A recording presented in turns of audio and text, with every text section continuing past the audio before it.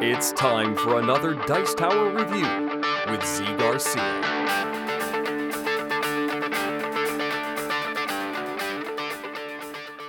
Hey folks, what's going on? Today we're going to be taking a look at Poison Pot.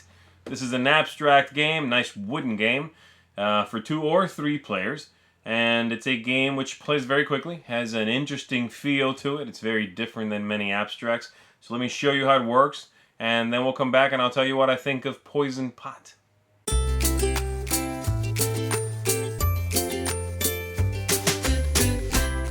The game comes with this nice chunky wooden board, which is actually not very big, but it is really well made. And it comes with these pots. One that looks like this, that's the poison pot. And several in the 3 colors that come in the game, the yellow, the red, and the blue there. And the game can be played, as I said, with 2 or 3 players. And so, to set up the game, we're just going to put the empty board on the center of the table, put the poison pot there in the middle, and we would throw these in the bag here. Alright? And so let's say I'm going to show you an overview of a 3-player game, and then I'll tell you the differences for 2, which are very minor and simple.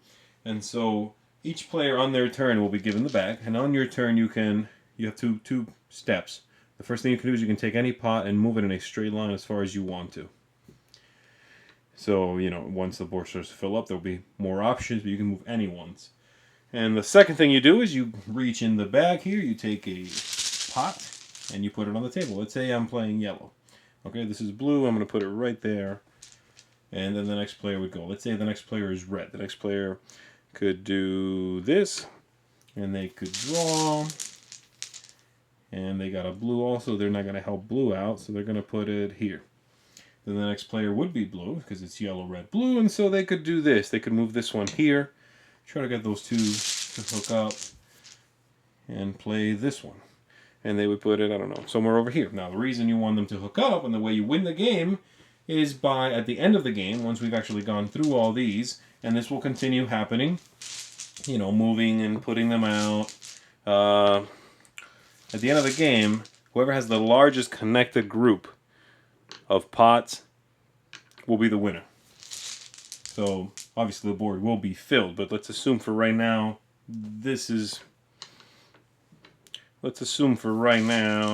here we go, that this is what the board will look like at the end of the game.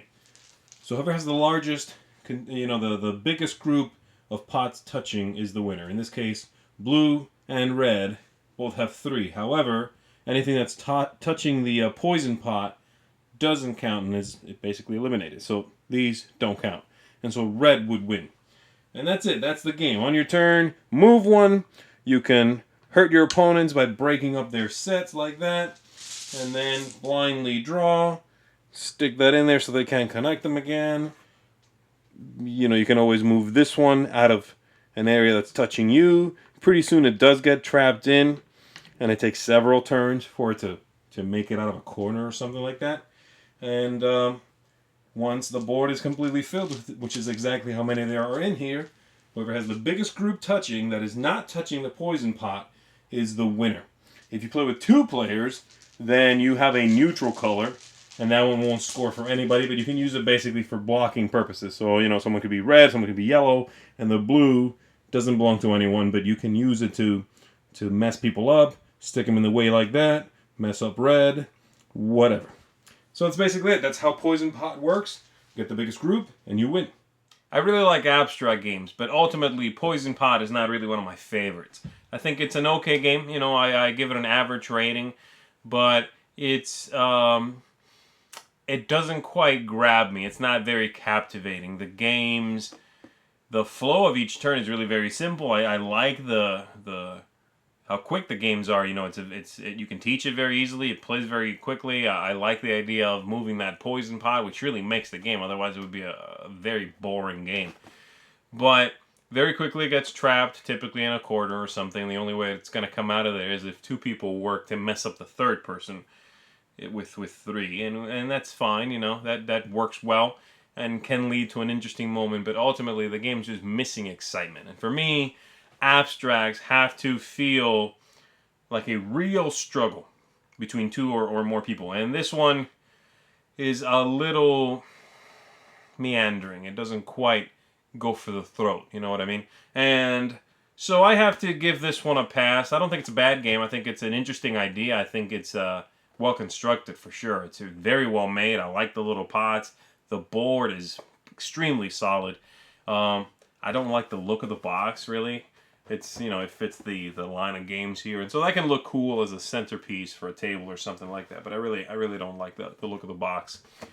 But the game's okay. You know, if you're looking for a unique abstract game and you've already exhausted most of the you know, more popular ones, then this is something that I would say, yeah, you can go ahead and check it out. I don't expect it to stick around in your collection, perhaps for very long. But check it out. It might be worth looking into.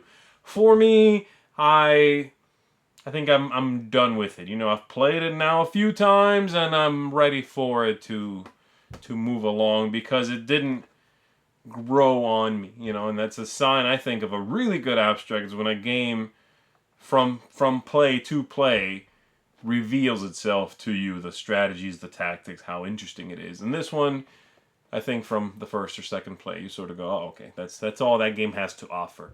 And so that's Poison Pot. An okay abstract, but certainly there are better abstracts out there.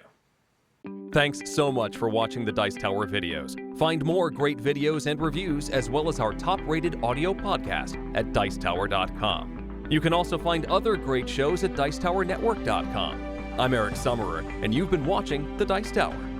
The Dice Tower is sponsored by Cool Stuff Inc., where you can find great games for great prices. Cool stuff in stock. Check them out at CoolStuffInc.com.